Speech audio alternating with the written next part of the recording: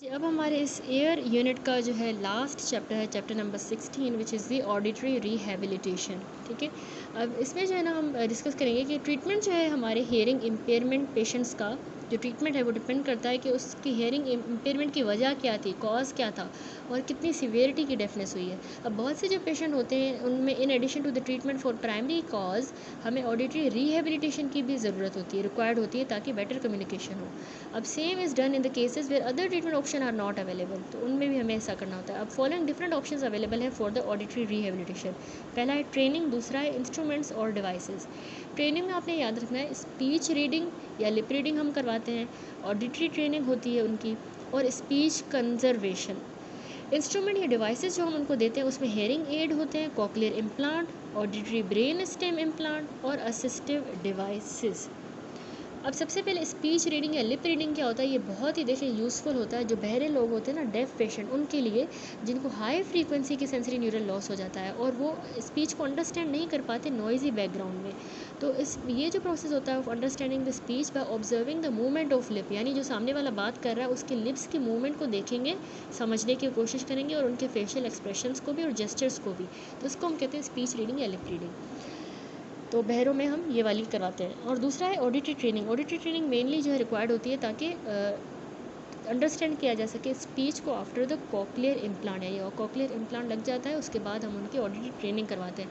लेकिन ये ऑल्सो हम fitting of the hearing aid in some individuals में भी ऑडिटरी ट्रेनिंग करवाते हैं। देन स्पीच कंजर्वेशन है। बहुत से पेशेंट्स जिनको अचानक से और सिवियर किस्म की हेयरिंग इम्पेयरमेंट हुई है, अचानक हुई है, तो वो अपनी एबिलिटी लूज़ कर देते हैं to monitor their own speech. ठीक है, अपनी स्पीच भी वो मॉनिटर नहीं कर पाते, अपनी खुद की जो बहरा हुआ है। अब इस तरह के पेशेंट को हम ट्रेन करते हैं कि वो अपनी स्पीच को मॉनिटर करें बाय टैक्टाइल या प्रोप्रोसेप्टिव फीडबैक के थ्रू। अब हेयरिंग एड में क्या है, ठीक है, टैक्टाइल यानी टच है और प्रोप्रोसेप्टिव एड के थ्रू जो है वो मॉनिटर करेंगे। अच्छा जी, तो अब ये हेयरिंग एड क्या होते हैं, ये असल में देखें इस तरह की डिवाइसेस होती हैं, ये हम यूज़ करते हैं, पेशेंट को देते हैं for the amplification of the sound. ठीक है, उसको ज़्यादा होकर इनहेंस होकर सुनाई देगी एंड हेल्प इन हेयरिंग। और पास्ट में जो है ना डिफरेंट नॉन इलेक्ट्रिकल डिवाइसेस भी यूज़ की जाती थी हेयरिंग एड के तौर पे, उनमें ऑरिकल्स आ जाते हैं, ट्रम्पेट्स हैं, स्पीकिंग ट्यूब्स भी होती हैं। तो बेसिक इनका जो मैकेनिज्म होता है इस तरह के डिवाइसेस का वो है कि ये कलेक्ट करेंगी साउंड को और फिर वो कान के अंदर डिलीवर करेंगी। अब जो है ना आजकल वो यूज़ होती हैं electrical and digital hearing ads, ये भी अवेलेबल है। अब उनका बेसिक मैकेनिज्म क्या होता है कि ये इलेक्ट्रिकल हेयरिंग एड्स जो है सेम ही करती हैं काम, यानी कि कलेक्ट करेंगे साउंड को, फिर उसको एम्पलीफाई करेंगी, फिर कान के अंदर डिलीवर करेंगी।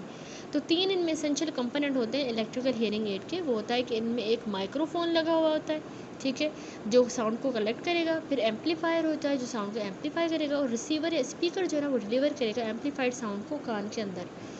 टाइप्स होती है अब हेयरिंग एड्स की ब्रॉडली 2 तरह के, एक एयर कंडक्शन हेयरिंग एड है, दूसरे बोन कंडक्शन हेयरिंग एड। तो आपने याद रखना है कि एयर कंडक्शन वाले जो हेयरिंग एड होते हैं ये जो होंगे साउंड को डिलीवर करते हैं using the normal middle air conducting apparatus. ठीक है, उसी की मदद से डिलीवर करेंगे।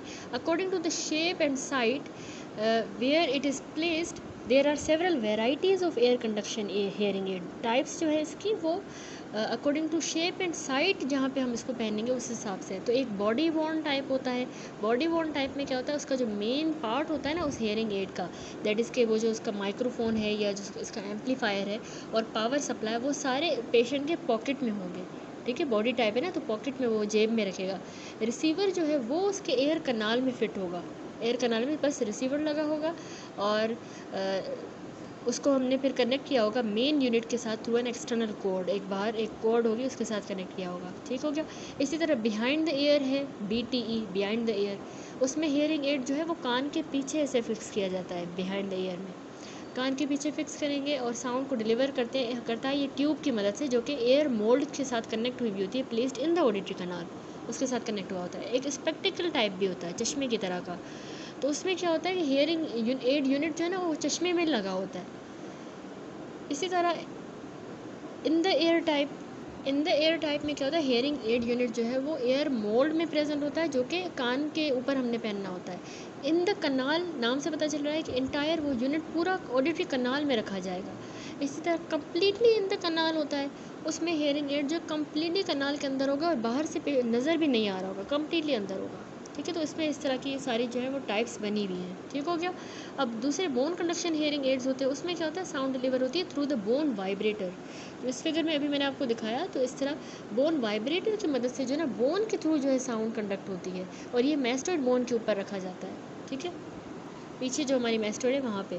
तो इस तरह के जो है ये टाइप हम यूज़ करते हैं जहाँ पे air conduction hearing add Contra indicated होती है। जैसे वो पेशेंट जिनको कान से डिस्चार्ज आ रहा है या उनका अट्रेजिया हो गया है कान का, ऑडिटरी कनाल का, तो उनको हम बोन कंडक्शन हेयरिंग एड देते हैं। एक और एडवांसमेंट आ गई है इस बोन कंडक्शन हेयरिंग एड में, वो है बोन एंकर्ड हेयरिंग एड, जो कि एक इम्प्लांटेबल टाइप ऑफ हेयरिंग है, मतलब इम्प्लांट लगा लेते हैं। तो इस बोन एंकर्ड हेयरिंग एड में जो वाइब्रेटर होगा उसको हम इम्प्लांट कर देते हैं सर्जिकली उस पेशेंट के टेम्पोरल बोन के अंदर। तो साउंड जो है ना वो डायरेक्टली कोक्लिया में ट्रांसमिट हो जाएगी बोन के थ्रू, ठीक हो गया।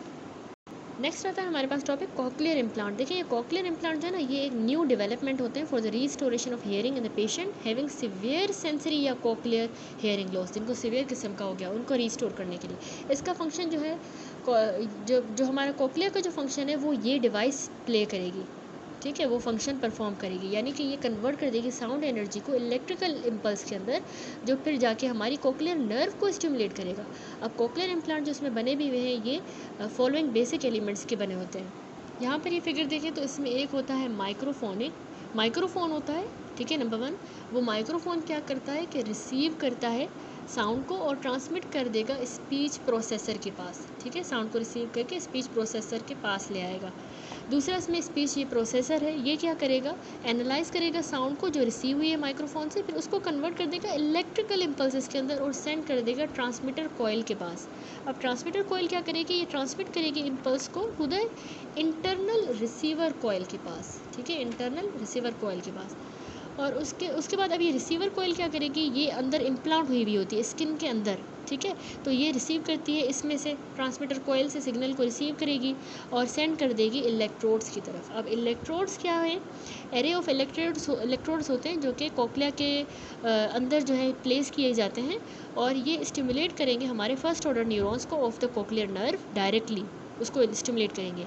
अब पास्ट में क्या होता था कि सिंगल चैनल इलेक्ट्रोड यूज़ करते थे, लेकिन आजकल हम मल्टीपल चैनल्स यूज़ करते हैं with up to 24 electrodes available हैं, 24 इलेक्ट्रोड्स वाला मल्टीपल, ठीक है। आजकल जो है कोक्लियर इम्प्लांट इंडिकेट किए गए हैं उन पेशेंट्स में जिनको ना बायलेटरली दोनों साइड पर प्रोफाउंड किस्म की सेंसरी डेफनेस हो गई हो और उनमें कोई भी मेजरेबल स्पीच डिस्क्रिमिनेशन नहीं होती, तो उनको हम ये देते हैं। And even the most powerful hearing aid is not effective, यानी कि कोई भी बहुत पावरफुल से पावरफुल भी जिनमें इफेक्टिव नहीं रहता हियरिंग एड, तो उनको हम ये कोक्लियर इम्प्लांट देते हैं। तो ये मोस्ट यूज़फुल होता है पोस्ट लिंगुअली डेफ एडल्ट्स में और चिल्ड्रन में, यानी कि उन बच्चों या उन एडल्ट्स में जिनकी हियरिंग लॉस हुई हो after the acquisition of speech, यानी जब उन्होंने बोलना सीख लिया था, ठीक है, बोल पा रहे हैं वो, लेकिन उसके बाद वो बहरे हुए हैं, तो उनके लिए ये बहुत ही अच्छा है। इनको कहते हैं पोस्ट लिंगुअली, यानी बोलने के बाद बहरे हुए लिंगुअली, उनके लिए अच्छा रहता है कोक्लियर इम्प्लांट। और जो प्रीलिंगुअली होंगे डेफ एडल्ट्स, तो वो भी इसमें से फ़ायदा ले सकते हैं कोक्लियर इम्प्लांट से। कंजेनिटली जो डेफ चिल्ड्रन होते हैं वो भी इसमें से थोड़ा बहुत फ़ायदा ले सकते हैं कोक्लियर इम्प्लांट से, जो पैदाइशी ही बहरे होते हैं, तो उनके लिए भी अच्छा रहेगा कोक्लियर इम्प्लांट। दैट्स इट, यहाँ पे अल्हम्दुलिल्लाह चैप्टर कंप्लीट हुआ हमारा। डिफिकल्ट वर्ड्स हमने यहाँ पे देखे, प्रीलिंगुअल एंड पोस्ट लिंगुअल। प्रीलिंगुअल यानी डेफनेस हुई हो before the normal development of speech, जिसको हम कहते हैं कंजेनिटली ही वो बह रहा था। दूसरा होता है पोस्ट लिंगुअल, यानी कि उस बातचीत कर सकता है, नॉर्मल डेवलपमेंट हुई स्पीच की, उसके बाद उसको डेफनेस हो गई, तो वो पोस्ट लिंगुअल डेफनेस।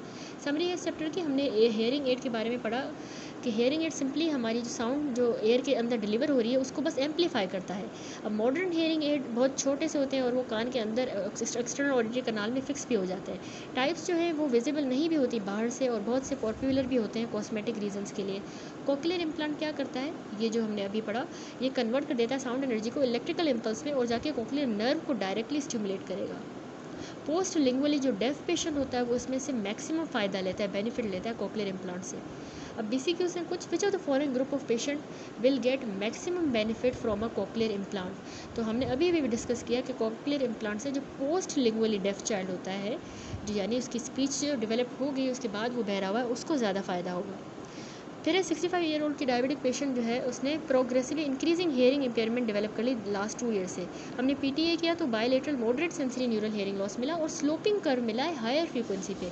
तो इसमें मोस्ट सूटेबल ट्रीटमेंट ऑप्शन क्या रहेगा इस पेशेंट के लिए? हम इनको फिटिंग हेयरिंग एड देंगे दोनों कानों के लिए, ठीक है। और मदर जो है वो बॉर्ड की गई 2 साल बच्चे के साथ, कंप्लेन थी कि उसको कम्प्लीटली वो डेफ भी है, डम भी है। तो brain stem evoke response audiometry हमने की तो उसमें कोई भी रिस्पॉन्स नहीं मिला एयर पे इन द मैक्सिमम स्टिमुलेशन। तो इस बच्चे का फिर ट्रीटमेंट क्या रहेगा, बेस्ट ऑप्शन ट्रीटमेंट? तो उसके लिए हम कॉक्लियर इम्प्लांट देंगे क्योंकि ये कंजेनाइटली डेफ चिल्ड्रन है। ठीक हो गया, दैट्स इट। अल्हम्दुलिल्लाह ये हमारा कम्प्लीटली यूनिट जो है एयर का सेक्शन नंबर 1 जो है वो कम्प्लीट हो गया है। नेक्स्ट जो है इंशाल्लाह सेक्शन 2 स्टार्ट होगा, नोज़ एंड पैरानेजल साइनसेस।